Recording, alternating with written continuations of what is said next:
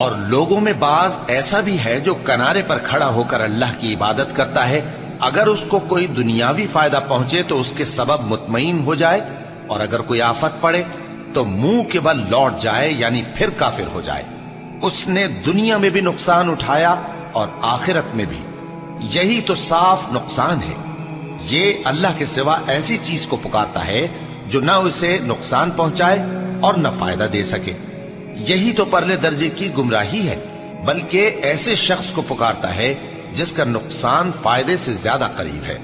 ایسا دوست بھی برا اور ایسا ساتھی بھی برا۔ جو لوگ ایمان لائے اور عمل نیک کرتے رہے، اللہ ان کو بہشتوں میں داخل کرے گا جن کے نیچے نہریں بہ رہی ہیں۔ کچھ شک نہیں کہ اللہ جو چاہتا ہے کرتا ہے۔ جو شخص یہ گمان کرتا ہو کہ اللہ اس کو دنیا اور آخرت میں مدد نہیں دے گا، تو اس کو چاہیے کہ اوپر کی طرف یعنی اپنے گھر کی چھت میں ایک رسی باندھے، پھر اس سے اپنا گلا گھونٹ لے، پھر دیکھے کہ آیا یہ تدبیر اس کے غصے کو دور کر دیتی ہے۔ اور اسی طرح ہم نے اس قرآن کو اتارا جس کی تمام باتیں کھلی ہوئی ہیں، اور یہ یاد رکھو کہ اللہ جس کو چاہتا ہے ہدایت دیتا ہے۔ جو لوگ مومن یعنی مسلمان ہیں اور جو یہودی ہیں اور ستارہ پرست اور عیسائی اور مجوسی اور مشرک، اللہ ان سب میں قیامت کے دن فیصلہ کر دے گا۔ بے شک اللہ ہر چیز سے باخبر ہے۔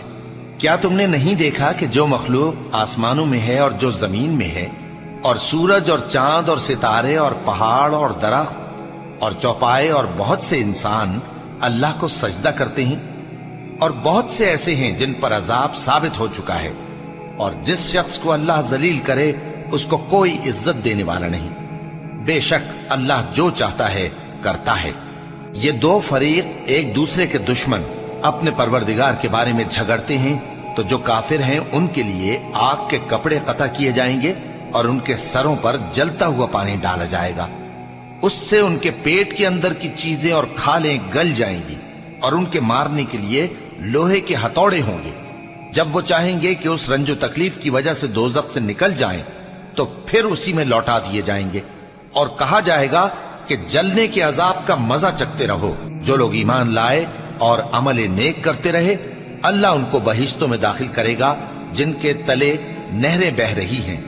وہاں ان کو سونے کے کنگن پہنائے جائیں گے اور موتی، اور وہاں ان کا لباس ریشمی ہوگا، اور ان کو اچھی بات کی طرف رہنمائی کی گئی اور خوبیوں والے مالک کی راہ بتائی گئی۔ جو لوگ کافر ہیں اور لوگوں کو اللہ کے رستے سے اور مسجد حرام سے، جسے ہم نے لوگوں کے لیے یکساں عبادت گاہ بنایا ہے، روکتے ہیں، خواہ وہ وہاں کے رہنے والے ہوں یا باہر سے آنے والے، اور جو اس میں شرارت سے کجروی و کفر کرنا چاہے تو اس کو ہم درد دینے والے عذاب کا مزہ چکھائیں گے۔